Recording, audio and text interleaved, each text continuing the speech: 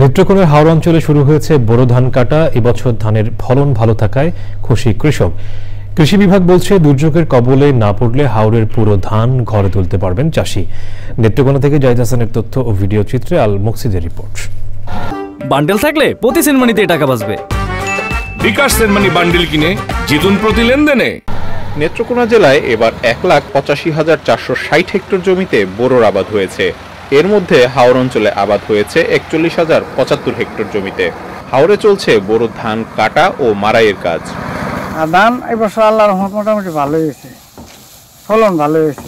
1,500 মনের প্লাস 1600 মনের মতো ধান পাওয়ার আশা রাখতেছি।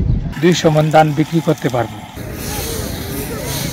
কৃষকদের পাশাপাশি পরিবারের সবাই মনের আনন্দে ধান শুকিয়ে গোলায় তোলার কাজে সাহায্য করছেন।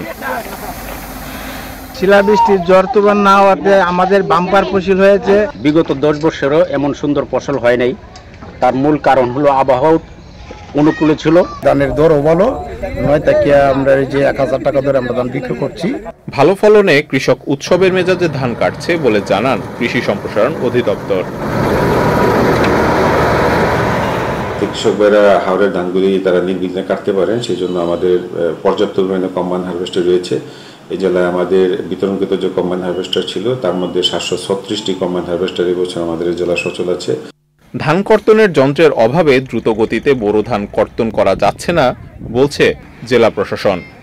ধান কাটার জন্য যন্ত্রের সাথে ঘাটতি রয়েছে, কেননা আমরাও আতঙ্কিত থাকি কখন পাহাড়ে ঢল শুরু হয়ে যায়, কখন বন্যা হয়ে যায়। জেলায় এবার 12,64,000 মেট্রিক টন ধান উৎপাদনের আশা করা হচ্ছে বলছেন কৃষি সংশ্লিষ্টরা। আল মুকসিদ, চ্যানেল আই।